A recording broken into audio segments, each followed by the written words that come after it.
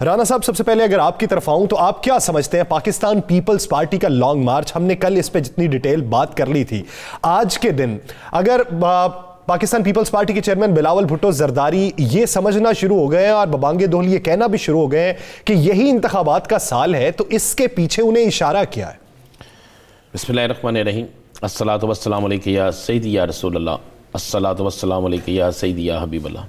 देखिए, उनके पीछे कोई इशारा नहीं है, सियासत करनी है।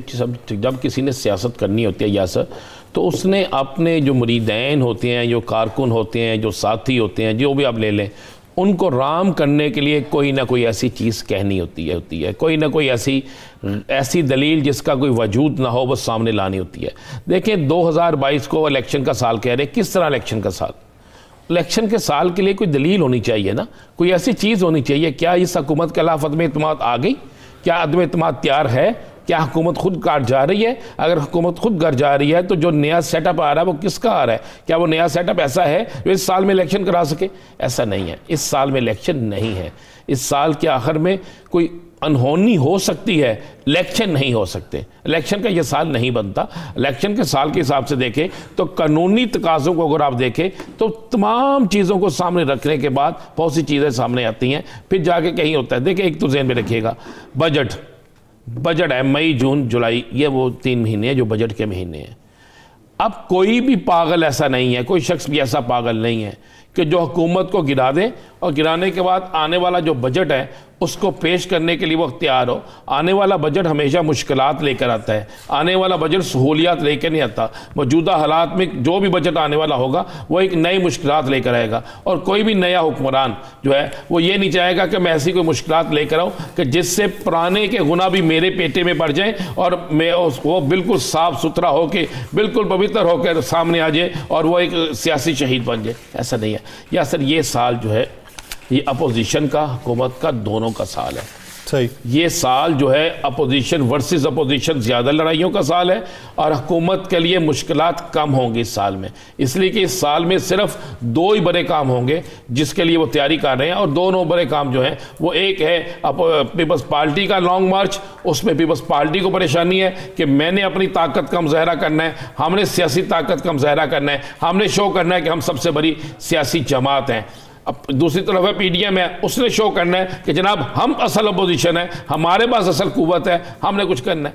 जब ये 3 माह 2 माह बाद ये मुजाहरे शुरू होंगे, 2 माह बाद ये लॉन्ग मार्च शुरू होंगे, तो उसके बाद फिर आप अगला ज़हन में रखें, मार्च के बाद तो रमज़ान आ गया, रमज़ान का महीना गुजरना है। तो रमज़ान का महीना जब पूरा गुजरता है तो उसके बाद जो महीना आता है वो आगे बजट के तरफ चले जाएंगे। अप्रैल जो है, अप्रैल के बाद मई जून जो है वो बजट के महीने आ गए, फिर तो सब लोगों ने उस तरफ लग जाना है। बजट के बाद अगर आप कहते हैं कि जनाब बड़ा कोई इंकलाब आता है और हुकूमत ख़त्म हो जाती है, तो जो नई हुकूमत आती है वो भी एक तरीके से आती है, नया एक सेटअप आता है, वो किसको मंजूर है किसको मंजूर नहीं है, ये सारी चीज़ें देखते देखते नवंबर दिसंबर आ जाता है। तो ये चीज़ें हैं, बड़ी बिल्कुल क्लियर है कि ये सिर्फ एक क्यास आराइयाँ हैं। ये अपने साथियों को दिलासा देने की एक वजह है, अपने साथियों को मुतहर्रक करने की एक वजह है, अपने नए शामिल करने के लिए नए लोगों को शामिल करने के लिए एक ऐसा दिलासा है कि जिसके ज़रिए नए लोग इनके साथ शामिल हो और ये लगे कि जैसे ये बहुत बड़ी ताकत है।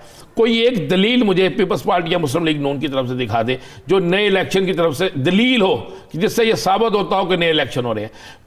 बिलावल का मार्च है, वहां पे इस्लामाबाद में धरना नहीं है। उन्होंने ये नहीं कहा कि मेरा मार्च उस वक्त तक ख़त्म नहीं होगा जब तक हुकूमत ख़त्म नहीं होगी, और धरनों से कभी हुकूमतें ख़त्म नहीं हुई। इससे बड़े धरने, इससे खूनी धरने, इससे ज़्यादा इंकलाबी धरने इस्लामाबाद में हो चुके हैं। टीवी पे कब्जा हो चुका है, पार्लियामेंट हाउस के बाहर कपड़े लटकाए जा चुके हैं, वहाँ पे पथराव हो चुका है, शेलिंग हो चुकी है, एक वज़ीर आला को इस्लामाबाद में दाखिल नहीं होने दिया गया, यहाँ तक सब कुछ हो चुका है, लेकिन हुकूमतें उससे भी तब्दील नहीं हुई।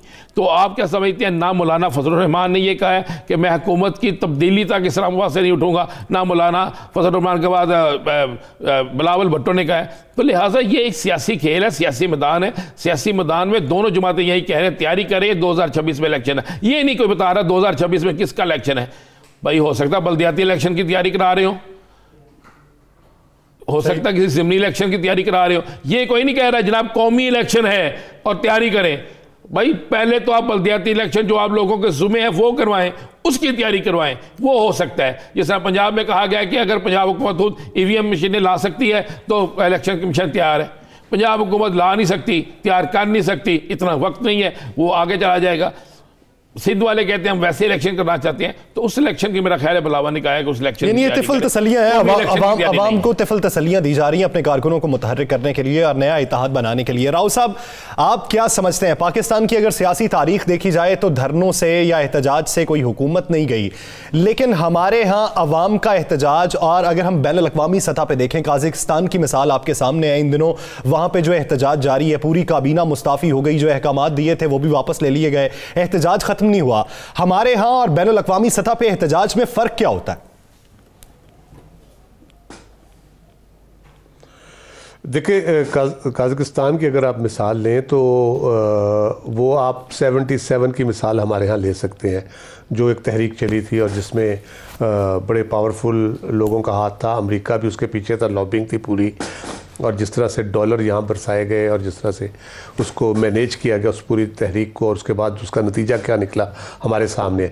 काज़ाकिस्तान को आप उससे कंपेयर कर सकते हैं, क्योंकि काज़ाकिस्तान की मैंने थोड़ा सा फॉलो किया है, बड़ी वीडियोस आई हैं जहाँ पे गाड़ियाँ ट्रेस की गई हैं जो असला तकसीम कर रही है मुजाहिरीन के दरमियान, क्लाशनकोव किस्म की राइफल्स वगैरह तकसीम हो रही है। तो वहाँ पे कोई बड़ी उस पर एतराज़ात भी आ रहे हैं, बातें भी हो रही हैं कि पीछे कोई बड़ा वेस्टर्न हाथ है या अमेरिकन है उसके पीछे, जो उस वहाँ पे माहौल को ख़राब करना चाह रहे थे, और वो सारा कुछ किया गया है। तो इसलिए उस तरह की तहरीक पाकिस्तान में 77 की आप कह सकते हैं, या किसी हद तक अयूब खान के खिलाफ थी, लेकिन वो इतनी मुतशद्दद नहीं थी, और इसलिए उसमें वो अयूब खान ने खुद ही फैसला कर लिया स्टेप डाउन होने का। पाकिस्तान में जो रिसेंट हिस्ट्री है 90 से आप अगर शुरू हो तो ट्रेन मार्च की हिस्ट्री है, बेनज़ीर भुट्टो साहबा ने किया, नवाज शरीफ के ख़िलाफ़ बेसूद रहा। उसके बाद नवाज शरीफ ने मोहतरमा बेनज़ीर भुट्टो के ख़िलाफ़ ट्रेन मार्च भी किया, और वो चोटी ज़ेरी भी गए, फ़ारूक लगारी साहब के ख़िलाफ़ एहतजाज करते हुए वहाँ तक पहुँचे। कुछ नहीं हुआ, उसका नतीजा कुछ नहीं निकला। वही हुआ जो रूटीन में होता है, सदर ने अपने इख्तियार इस्तेमाल किए, गवर्नमेंट डिसमिस कर दी, करप्शन चार्जेस लगा के।